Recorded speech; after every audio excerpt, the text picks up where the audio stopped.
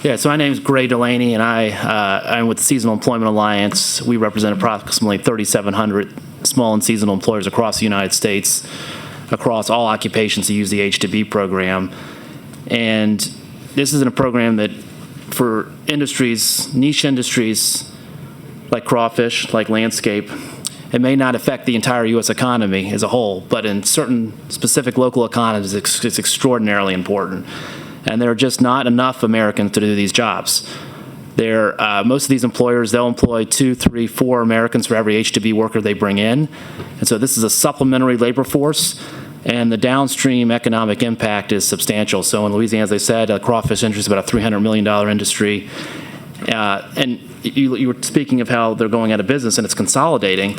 Well, one of our biggest supporters is Congressman Harris in Maryland. He represents the Eastern Shore of the crab processors, and they've gone from about 50 crab processors 20 years ago to 8 now. And a lot of it's driven by labor and the costs, and then the foreign competition from foreign crab meat and foreign crawfish. That's a huge problem as well. So we really need to protect our industries. We need to protect these jobs. And this program is truly America first. I mean, these employers are here doing it the right way. One of them was just showing me how ICE is going after a lot of these landscape trucks today, and they're rounding up a lot of the illegal aliens. Well, guess what? A lot of those employers will just turn right to the H-2B program. They're going to crowd out the employers that are doing it the right way. So what this certified seasonal employer language does in this bill, or this resolution, is if you've been in the program for 5 years, you have a track record, proven track record participation, no labor violations. The highest number of positions you were certified for in those 5 years would be exempt from the cap. So this language would help crawfish processors, it would help landscapers, all true small and seasonal employers who deserve to have access to this program would get some preferential treatment. So thank you for your time today, and thank you for your leadership, Ms. Butler. And we hope for its passage. Absolutely. Thank you. We've got several other cards. Ms. Lisa Loop, President, will provide information if requested. You're more than welcome to come to the table if you want.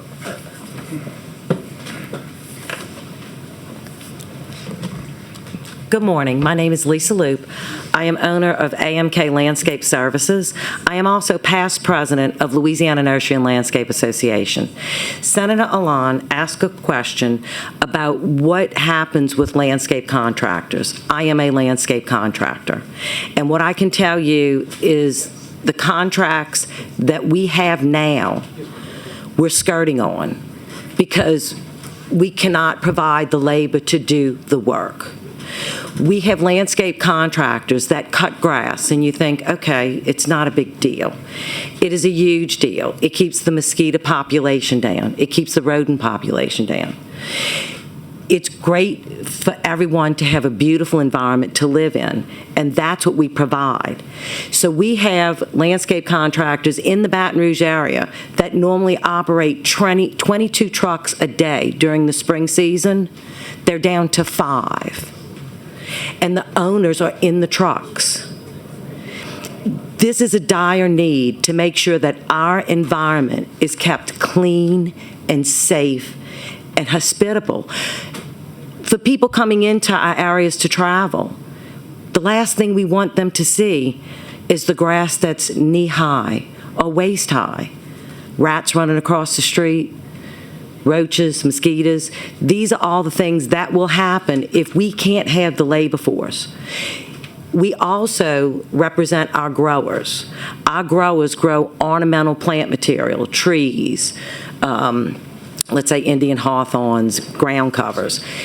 Our growers are now suffering because they cannot sell what they have grown on their yard. So therefore, it starts pushing production back, because the landscape contractors don't have enough labor to cut the grass. They don't have enough labor to install the plants or the trees. So it's a reciprocal. So therefore, our growers, they have to slow their production down so that they're not buying from our allied trade. So the allied trades, they bring in plastics, the refineries. So you can see how not having a proper labor force within our industry, within the crawfish industry, it's a problem, and it spans out regionally, and it goes through the United States. It's not just one thing that's affected. So I really ask favorably for your passage. This is extremely important to our agricultural industry. Our part of the industry is $4 billion in revenue for the state of Louisiana. $4 billion. And we want to continue making Louisiana excellent and great for everyone. So please pass this, and we would be super excited. Thank you. Yeah, thanks.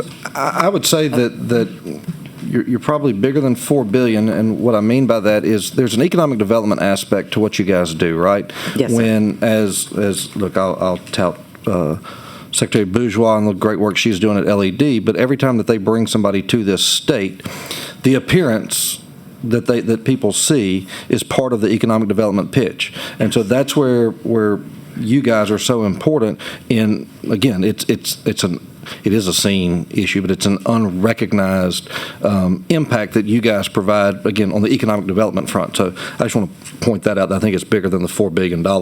Senator Wheat. I do too. Excuse me. Thank you very much, Mr. Chairman. And just want to reinforce some of the things that we've said about your initiative in this resolution. I think it's extremely important for a lot of reasons. In Louisiana right now, we're trying to look at expanding economic development into a lot of new areas that bring in jobs to our state. And, of course, workforce is an important aspect of that. But we can't forget about what's already happening in our state, and that is the people that are working hard, our farmers, our horticulturists. I know in my district, our row crop farmers are facing the same exact issues with picking their produce, whether it be strawberries, bell peppers, or what have you. So those individuals have been part of our community of Louisiana doing the hard work for our citizens, and we got to absolutely stress the importance of making sure that they have the needs to continue what they do on behalf of the state of Louisiana and our citizens. So thank you for bringing this resolution. I think it's extremely important. Thank you, Dr. Wade. Thank you, Senator Wheat. Several other cards. Troy Romero, President, will provide information if requested. Okay. Several cards. A couple of people that I do want to specifically recognize is Mr. Richard Fontenot, President of Farm Bureau, and Kyle McCann, the Assistant to the President of Farm Bureau. Thank you guys for what you all do for agriculture across the state. All right. This is Senator Womack.